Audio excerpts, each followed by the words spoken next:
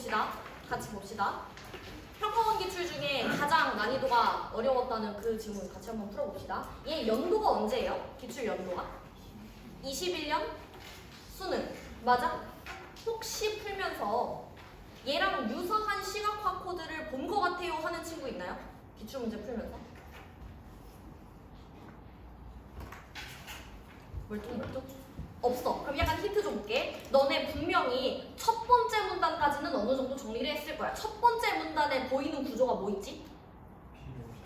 비교, 대조. 완전 상반된 거니까 대조가 좀 더 잘 어울리겠죠. 어떤 상황과 어떤 상황이 대조되고 있지?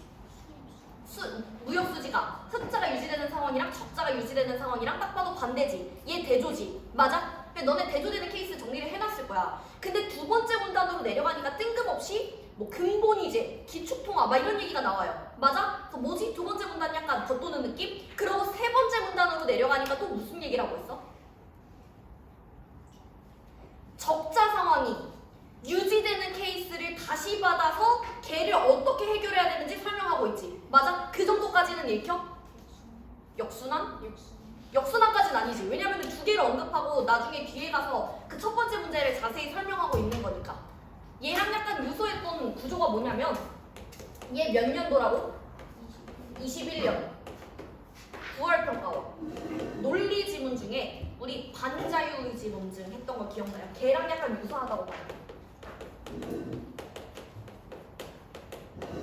수업 때 했어요. 비문학 분석지 교재 뒤져보면 있을 겁니다. 나중에 복습 한번 해보세요. 얘를 선생님이 뭐로 설명을 했었냐면 얘는 과학기술 지문도 아닌데 원리과정 중에서도 손으로 직접 메모하는 방식으로 푸는 게 편할 거다라고 설명을 했었습니다. 그 이유는 어떤 가설이 있는데 걔를 반박하는 과정을 설명할 거야. 근데 그게 전 지문에 걸쳐서 되게 길게 문맥적으로 설명하고 있어요. 그건 어떤 키워드로 딱 정리가 안 돼. 기호로. 그렇기 때문에 손으로 우리가 요약한 거를 메모로 남겨놔야지 문제 풀 때 용이했던 세트입니다. 걔랑 같은 해에 출제된 거야. 근데 얘도 비슷한 구조로 같은 방식을 적용해서 문제를 풀었어야 돼요. 그거 어떻게 했는지 같이 봅시다. 첫 번째 문단부터 보면은 집중해. 기축통화라는 애가 새로 나왔어요. 기축통화는 국제거래의 결제 수단으로 통용되고 환율 결정의 기준이 되는 통화래. 그러면 당연히 결제 수단으로 통용되는 것도 기축통화의 동의어일 거고 환율 결정의 기준이 되는 것도 기축통화의 동의어겠죠. 1960년에 트리핀 교수 중요하지 않은 것 같아서 바로 처리했어요. 브레턴 우즈 체제라는 거 안에서 기축통화인 달러화. 그러면 기축통화에 네모 표시해놨으니까 달러에다가도 무슨 표시할 수 있어요? 네모. 얘에 관련한 구조적 모순을 지적했대. 한 국가의 재화의 서비스 수출입. 나는 수출을 동그라미, 수입을 세모로 표시할게요. 얘네들 간의 차이인 경상수지라는 게 있는데 수입이 수출을 초과하면은 경상수지가 적자고 수출이 수입을 초과하면은 경상수지가 흑자래. 어려운 얘기 아니죠? 그는 미국이 경상수지 적자를 허용하지 않으면 그러면은 경상수지의 반대말이라는 거니까 뭐가 유지된다는 거야? 흑자가 유지된다는 거야. 적자를 허용하지 않는다는 거는. 그런 경우에는 국제 유동성이 뭔지는 모르겠지만 걔의 공급이 중단된대. 그럼 얘는 쉽게 얘기해서 국제 유동성 위 화살표야, 아래 화살표야? 아래 화살표야. 그렇게 되면은 세계 경제는 크게 위축될 것이며 반면에 적자 상태가 지속되더라도 달러화가 과잉 공급되면은 준비 자산으로서의 신뢰도가 저하되어 고정 환율 제도가 어떻게 된대? 나와! 고정 환율 제도도 붕괴된대. 맞아? 그럼 너네는 읽으면서 지금 어떤 케이스와? 요 케이스와 그리고 바로 뒤에 나온 요 케이스가 대조된다라는 게 눈에 보이겠죠. 첫 번째 문단까지는 요렇게만 정리해놨으면 됐거든. 근데 세 번째 문단으로 내려가면 여기에 살을 붙이고 있어. 그럼 너네는 3문단에서는 그때부터 손으로 메모를 하기 시작했어야 돼요. 우리는 PPT로 볼 거니까 지금부터 메모하면서 갑니다. 얘를 그대로 밑에다가 손으로 옮겨 적으면 요렇게 되겠지. 맞아? 나 요 상태로 가지고 갈 거야. 너네가 첫 번째 문단이고 요렇게 정리해놨어. 근데 기분이 안 좋아. 왜 안 좋아? 얘네가 반대되지. 그럼 일반적으로 우리가 풀었던 비례관계 지문에서는 뒤에도 어떻게 돼야 돼요? 뒤에도 싹 다 화살표 방향성만 반대여야 되지. 근데 얘네 지금 쓰는 용어가 어때? 달라. 앞에 게 대조인데 뒤에 게 완전히 대조되는 느낌이 아니야. 두 개가 다른 얘기를 하고 있는 것 같아. 그래서 아마 너네가 읽으면서도 찝찝했을 거야. 내가 지금 제대로 정리한 게 맞나? 얘네가 중요한 게 맞나? 요런 느낌. 너네도 인정해? 오케이. 뒤로 넘어가서 여기까지 읽고 제낄 수 있는 선지 있었는지 확인해 볼게요. 10번 문제에 몇 번? 5번 선지. 달러화의 신뢰도 하락은 뭐랑 연관이 있었지? 경상수지 적자가 유지됐을 때 발생했던 거죠. 얘는 쉽게 찾아질 거고 내려가서 11번에 4번 선지. 트래핀 딜레마는 달러화를 통한 국제 유동성 공급을 중단하는 것도 문제였고 요게 첫 번째 문제였고 달러화의 공급량을 무한정 올리는 것도 두 번째 문제점이었죠. 그러니까 둘 다 안 되는 상황. 4번 선지 맞는 말 틀린 말? 맞는 말. 여기까지는 쉽게 제껴줄 겁니다. 됐어요? 우리 두 번째 문단으로 내려갈게. 이러한 트리핀 딜레마는 국제 유동성 확보와 달러화의 신뢰도 간의 문제래. 국제 유동성을 확보해줘야 되는 거는 흑자가 유지됐을 때 발생했던 문제고 달러화의 신뢰도 문제는 적자가 유지됐을 때 발생했던 문제죠. 맞아? 근데 우리 국제 유동성이라는 말을 알아 몰라? 몰라. 그러니까 뒤에서 설명해주고 있어. 뭐래? 국제 유동성이란? 국제적으로 보편적인 통용력을 갖는 지불수단을 말한대. 근데 너네 통용된다라는 말을 지금 이 지문에서 처음 봐? 어디서 봤어? 첫 번째 문단에 기축통화 설명할 때 나오지 않았어? 걔랑 똑같이 결제수단이라는 말을 지불수단이라는 걸로 바꿨어요. 동의어야 다른 말이야? 완전 동의어 아니야? 그러면 국제유동성은 무슨 기호로 통일시켜도 돼? 대보로 통일시켜도 돼. 얘가 뭐랑 동의어인 거야? 기축통화랑 동의어인 거야. 됐어? 그럼 너네 마음이 한결 편해진다? 달러화가 뭐였어? 네모였어. 국제 유동성이 뭐래? 네모야. 그럼 이제 마음이 좀 편하네. 어때? 얘네들이 대조관계였는데 얘네도 읽고 보니까 대조관계야. 됐어? 이러면은 조금 매끄럽게 읽히겠죠? 그런데 근본위 체제라는 거에서는 금이 국제 유동성의 역할을 했대. 그럼 우리 금도 무슨 처리한다?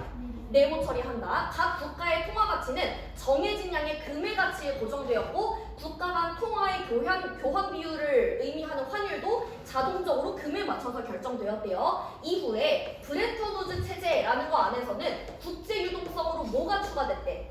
달러화가. 그럼 여기서는 금이랑 달러를 같이 쓴다는 거죠. 그래서 금환본위제가 되었는데 1944년에 설립된 이 체제는 미국의 중앙은행의 금태환 조항에 따라서 금 1온스와 35달러를 언제든지 바꿔줘야 하는 의무를 지게 했대. 다른 국가들은 달러화에 대한 자국 통화의 가치. 그럼 지금 달러화가 네모죠. 얘는 미국 거죠. 그러면 얘는 달러화야 아니면은 다른 화폐야? 다른 화폐야. 그럼 얘랑 구분해줘야 되는 거 아니야? 나 그거 프라임으로 구분할게요. 됐어? 다 우리 했던 거지 이제까지. 달러화로만 금을 매입할 수 있었대. 환율은 경상수지의 구조적 불균형이 있는 경우를 제외하면은 풀마 1% 내에서의 변동만을 허용했대. 무슨 소리야? 이에 따라 기축통화인 달러화를 제외한 다른 통화들 간의 환율인 무슨 환율? 교차 환율은 자동적으로 결정되었대. 무슨 말인지는 모르겠지만 교차 환율이라는 거는 달러화를 제외하고 계산하는 건가 봐요. 그 정도. 됐어? 오케이. 넘어가서 우리 지금 기억이랑 니은을 봤기 때문에 12번 문제를 먼저 풀게요. 기억이 뭐였어 방금? 근본위 체제였어. 얘는 무조건 어디에다 고정? 금에다가 고정. 니은에서는 무조건 어디에다가 고정? 달러에다가 고정. 맞아? 그리고 마지막에 교차 환율의 개념이 뭐였죠? 달러화를 제외한 애들 사이에서의 환율. 맞아? 이제 해봅시다. 12번의 발문을 보니까 미국을 포함한 세 국가가 있대. 그럼 지금 미국이 있고 A라는 나라와 B라는 나라가 있다고 칩시다. 1번 선지. 얘는 금을 기준으로 하는 체제였어. 여기서 자동적으로 결정되는 환율의 가지수는 금의 자국 통화의 가치를 고정한 국가 수보다 하나 적다. 일단 금의 자국 통화의 가치를 고정한 거는 누구야? 전체 아니야? 다 금에다가 고정한다며. 그럼 그거는 몇 가지야? 세 가지. 그럼 우리 이것만 카운트해주면 되는 거죠. 맞아? 근데 봐봐라. 금의 가치에 얘네 통화 가치가 다 정해진대. 그 다음에 환율은 어떻게 계산해야 돼? 얘네 사이의 비율. 얘네 사이의 비율. 얘네 사이의 비율 아니야?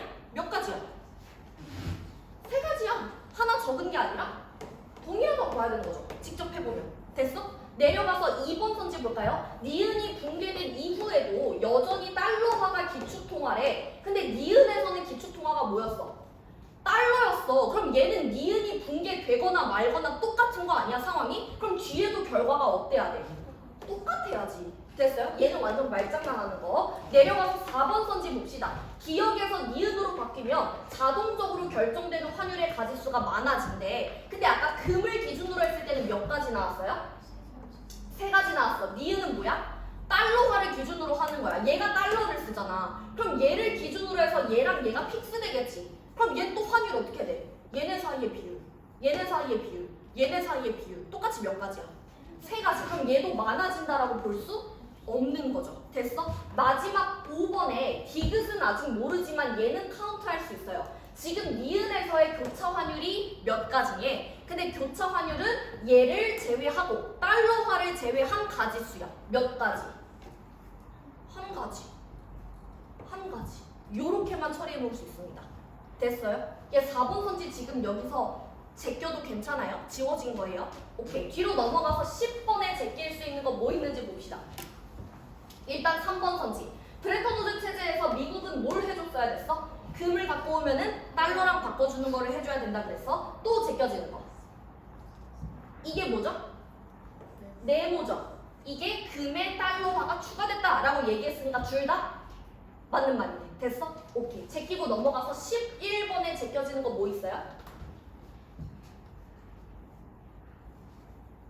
여기서 3번 선지 제껴야 되거든. 3번 선지가 왜 제껴지냐면 금의 생산량 증가를 통해 얘를 통해서 국제 유동성 공급량의 증가는 요건 가능하겠지. 둘 다 네모니까. 요거 가지고 트리핀 딜레마 상황을 완화할 수 있다 이랬는데 트리핀 딜레마가 아까 뭐였어?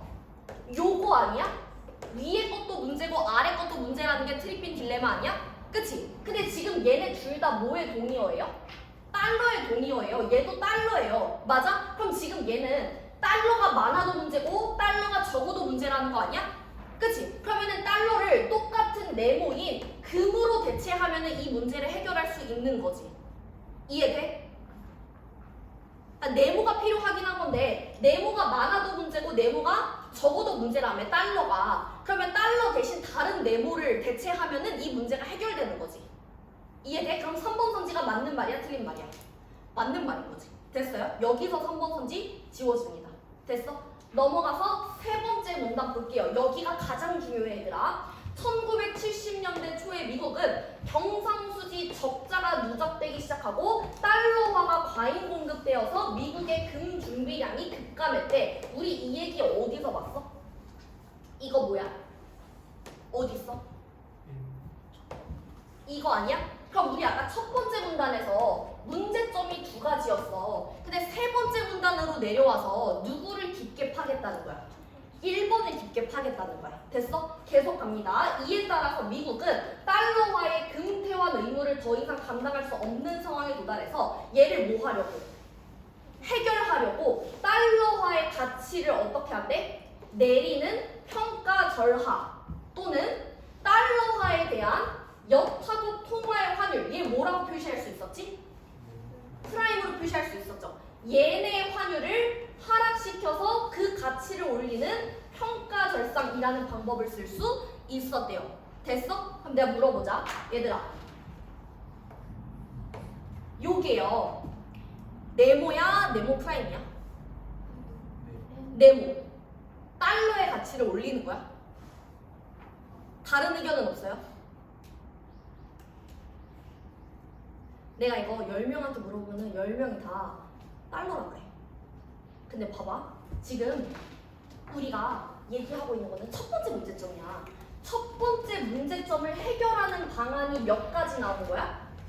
2가지 나온 거야. 맞아? 첫 번째가 뭐야? 평가절 하. 두 번째가 뭐야? 평가절 상. 맞아? 얘네 둘 다 뭐를 해결하기 위한 거야? 1번을 해결하기 위한 거야. 맞아? 근데 첫 번째가 하는 게 뭐였어? 평가절하가 뭐야? 달러화의 가치를 내리는 거 아니었어? 평가절하가? 근데 봐봐라. 얘네 둘이 지금 해결하고자 하는 문제가 똑같다며. 그러면 얘도 얘랑 효과가 어때야 돼? 같아야지. 같은 결과가 나와야지 같은 문제를 해결하지. 내 말 맞아? 맞아? 그러면 얘도 어떤 결과가 되어야 돼요? 달러화의 가치를 내리는 게 되어야 돼. 맞아? 그럼 지금 요 네모는 달러화가 아니라 뭐인 거야? 그렇지. 그렇지. 이해됐어? 그럼 여기서부터 평가 절상을 뭐라고 읽어줘야 되는 거야? 달러화의 가치는 떨어지고 누구의 가치는? 여타부 통화의 가치는 올라가는 거. 근데 이걸 지문에서 뭐라고 줬어요? 그거는 여타부 통화의 환율을 어떻게 하는 거? 환율을 하락시키는 거. 그럼 여기서 우리가 문제 풀 때 쓸 수 있는 정보가 하나 생기지. 환율과 화폐 가치는 비례다 반비례다. 반비례다 라는 게 여기서 나오는 거지. 이해됐어? 왜 이 결과가 나오는지 알겠죠? 같은 문제를 해결하는 거기 때문에. 근데 이거 손으로 정리해놨으면 보여 안 보여? 안 보여. 얘네 두 개의 해결 방안이 다 같은 문제를 해결하기 위한 거라는 게 안 보여. 손으로 정리를 하면. 됐어? 나 계속 갈게요. 뒤에도 중요해. 하지만 브레톤 우즈 체제 하에서 달러화의 평가절하는 규정상 불가능했대. 얘네는 규정상 불가능했대. 당시 대규모 대미무역 흑자 상태였던 독일과 일본, 얘네 지금 네모야 네모 프라임이야? 네모 프라임이야. 얘네는 평가절상 하고 싶어 안 하고 싶어? 안 하고 싶어. 그럼 여기서 힌트가 하나 더 나온다. 봐봐 얘들아. 흑자 상태인 애들이 평가절상 하기 싫대. 근데 평가절상이 뭐야? 네모 프라임의 가치를 올리는 게 평가절상이야. 그러면은 흑자인 애들은 이게 좋다는 거야 싫다는 거야? 싫다는 거야. 그러면 역으로 얘는 뭐랑 관련이 있는 거야? 여타국 국가들의 무역 수지가 적자가 된다는 거랑 관련이 있는 거죠. 뒤집어줘야 되는 거지. 이해됐어? 요거를 다 정리하면은 요런 식으로 됩니다. 똑같아요. 내가 손으로 썼던 거랑 똑같아요. 이 상황이 유지되기 어려울 것이라는 전망으로, 그러면 이 상황은 뭐예요? 바로 앞에 있는 말을 다시 받는 거겠죠. 독일이나 일본이 평가 절상에 나서려고 하지 않는 상황이 유지되기 어려울 것이라는 전망으로, 그러면 결국 뭐가 될 거라는 거야? 평가 절상이 결국에는 될 거라는 말이랑 똑같죠. 그래서 독일의 마르크화와 일본의 엔화에 대한 투기적 수요가 증가했대. 가치가 올라갈 것 같으니까 결국 환율의 변동 압력은 더 커질 수밖에 없었고, 이러한 상황에서 각국은 보유한 달러화를 대규모 금으로 바꾸기를 원했대. 미국은 결국 1971년 달러화의 금태환 정지를 선언한 닉슨 쇼크라는 거를 단행했고, 브레턴 우즈 체제가 어떻게 됐대요? 붕괴됐대요. 됐니? 넘어가서 11번에 1번 선지부터 봅시다. 닉슨 쇼크가 단행되고 뭐가 폐지됐어? 브레턴 우즈 체제가 폐지됐어. 맞아? 근데 평가절하는 아까 왜 안 된다 그랬어? 브레턴 우즈 체제 하에서 규정상 불가능하기 때문에 안 됐어. 근데 브레턴 우즈 체제가 없어지면은 얘 이제 가능해진 거지. 그럼 1번 선지는 맞는 말이죠.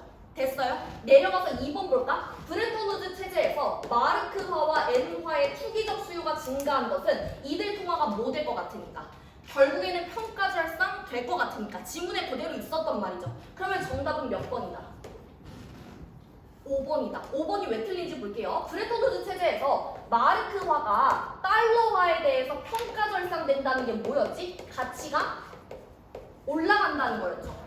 그쵸? 마르크화의 가치가 올라가면은 개로 구입할 수 있는 금의 양은 어떻게 되겠어?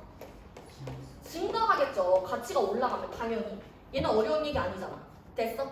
따라서 정답은 5번이고, 내려가서 네 번째 문단 봅시다. 그러나 붕괴 이후에도 달러화의 기축통화 역할은 계속됐는데 그 이후로 규모의 경제라는 것을 생각할 수 있대요. 세계 모든 국가에서 어떠한 기축통화도 없이 다 다른 통화가 사용되는 경우는 두 국가를 짝짓는 경우의 수만큼 환율의 가짓수가 생긴대. 그러나 하나의 기축통화를 중심으로 외환 거래를 하면은 비용을 절감하고 규모의 경제라는 거를 달성할 수 있기 때문에 유리하대. 그럼 넘어가서 12번에 디귿을 방금 확인했죠. 두 국가를 짝짓는 경우의 수만큼 생긴다고.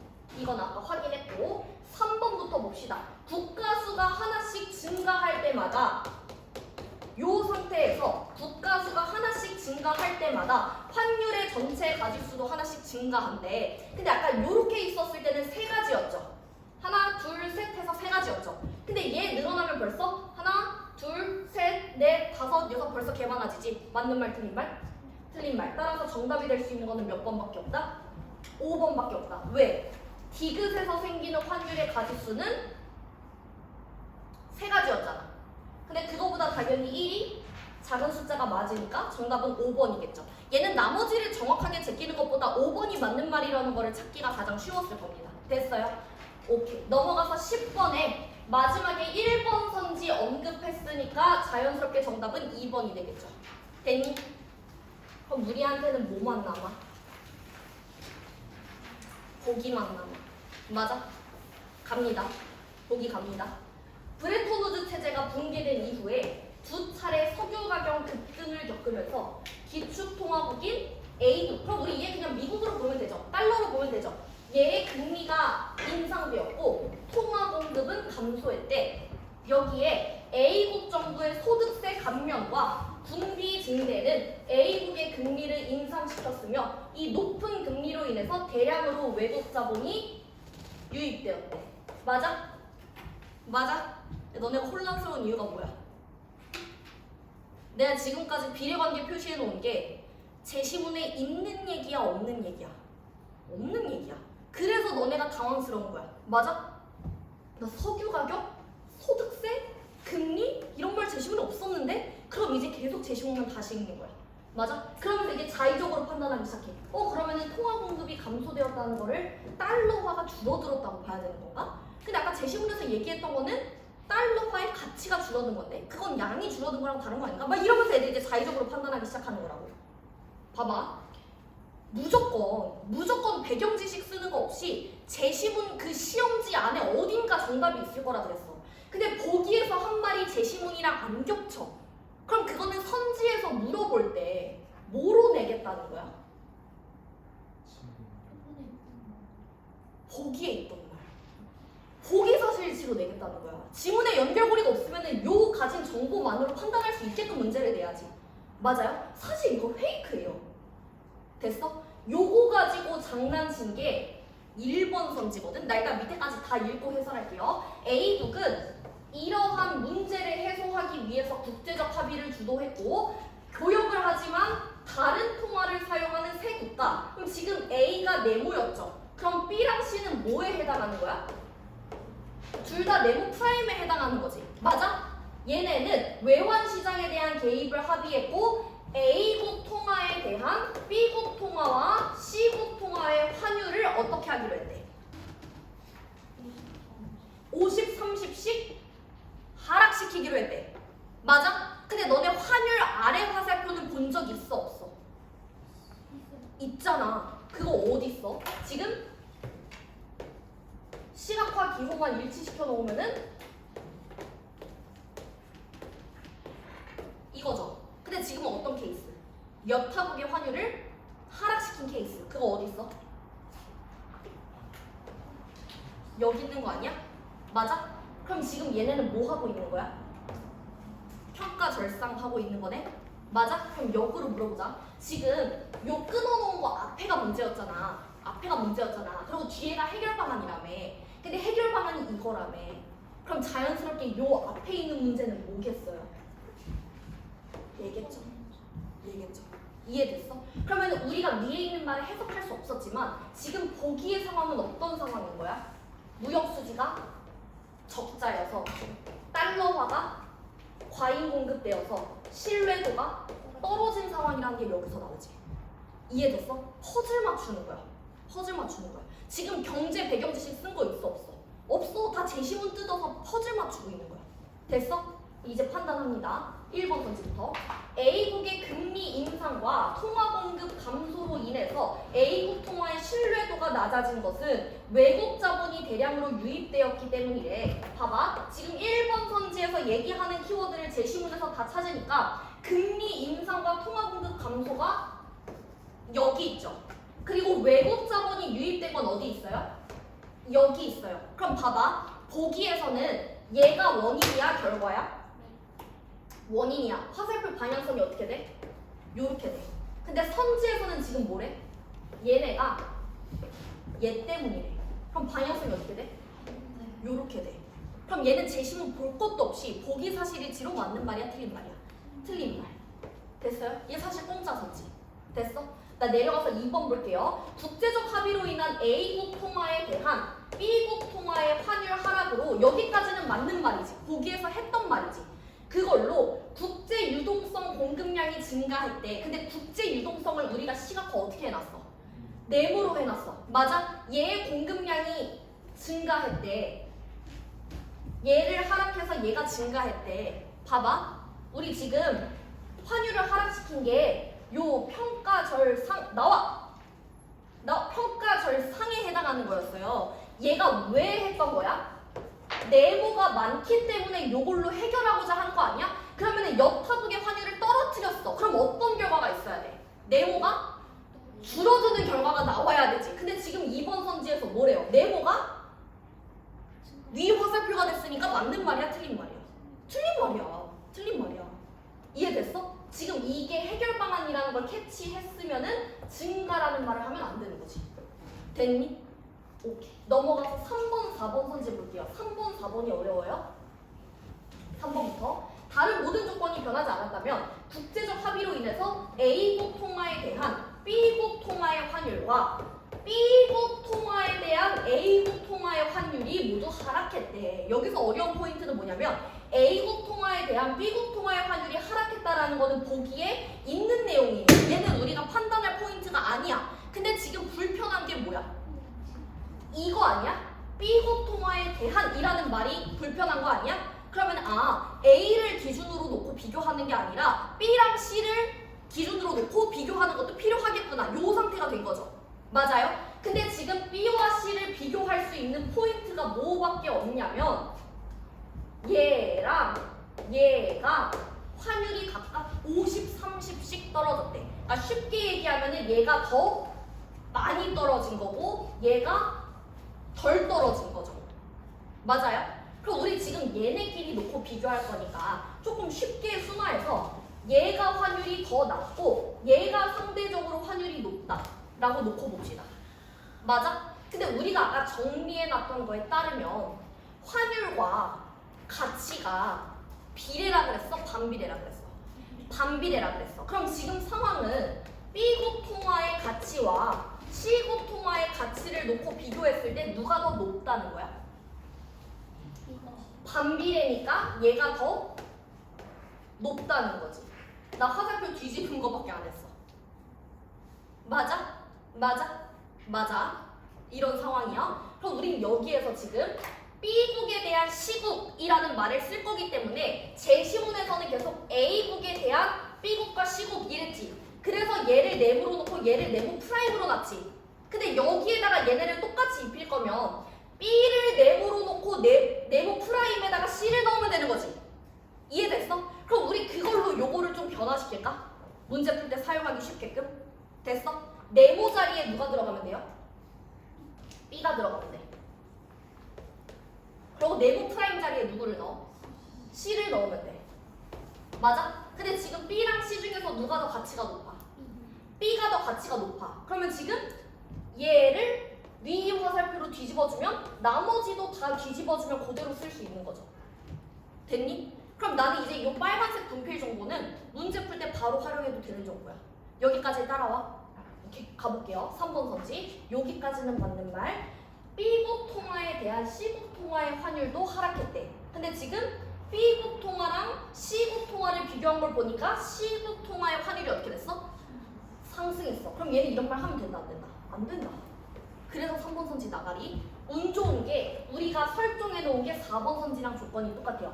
국제적 합의로 인해서 A국 통화에 대한 B국과 C국 통화의 환율이 둘 다 하락했어. 여기까지 문제될 거 없죠? B국에 대한 C국의 경상수지가 개선이 되었냐고 물어보고 있어. 근데 B국에 대한이라는 말이 3번 선지에서 물어보는 거랑 똑같아. 그러면 빨간색 분필 그대로 갖다 쓰면 되는 거죠. C국의 경상수지 어떻게 됐어? 개선됐어. 정답 몇 번이다? 4번이다. 됐니? 됐니? 오케이. 넘어가서 마지막 5번 선지를 보면요. 다른 모든 조건이 변하지 않았다면 A국의 소득세 감면과 군비 증대로, 이거 제시문에 있었던 얘기죠. 보기에 있었던 얘기죠. A국의 경상수지가 악화되며, 여기까지 맞는 말인가요? 대답해야지 친구들아. 아까 이거 썼잖아. 보기에서. 그래서 문제점이 이거라 그랬잖아. 그럼 지금 문제점이 뭐야? 경상수지가 적자인 거. 그럼 여기까지 맞는 말이야, 틀린 말이야? 맞는 말이잖아. 됐어? 그 완화 방안 중에 하나는 A국 통화에 대한 B국 통화의 환율을 어떻게 하는 거였어? 하락시키는 거였어. 뭐래? 상승이래. 5번 선지 나가리니까 정답은 몇 번만 된다? 4번만 된다. 납득되나요? 납득되나요? 이 문제 풀 때 핵심은 뭐였냐면 반자유의지 논증 지문처럼 과학기술 지문은 아니지만 원리 과정을 손으로 내가 메모했었어야 되는 거. 요렇게 해놓고 보니까 선생님이 구조를 얘기할 때 다 납득이 되지. 아 그러네? 해결 방안 두 개가 같은 문제점이네? 그럼 얘네 당연히 같은 결과물을 내야겠네? 라는 게 한눈에 다 보이죠? 두 번째, 비례관계. 비례관계 가지고도 엄청 어렵게 낸 문제가 맞습니다. A에 대한, B에 대한 이라는 말이 나왔을 때 요 자리에 들어가는 애들을 바꿔줘야 되는 거. 이건 우리 그때 연습했었죠. 그 단분자층 형성 시간. 맞나? 구평 기출 중에서. 그거 할 때 비례관계 막 꼬아놓은 거 연습했었는데 걔네 둘이 약간 합쳐져 있는 느낌으로 생각하시면 될 것 같습니다. 올해 수능에서 요 정도 난이도의 기출을 출제하기에는 좀 무리가 있죠. 킬러를 뺀다고 했으니까. 그래도 언제든지 유사한 구조는 지문의 난이도만 낮춘 상태로 활용이 될 수 있으니까 선생님이 해설한 방식으로 100% 똑같이 너네 힘으로도 풀 수 있게끔 복습을 하세요. 얘는. 됐습니까?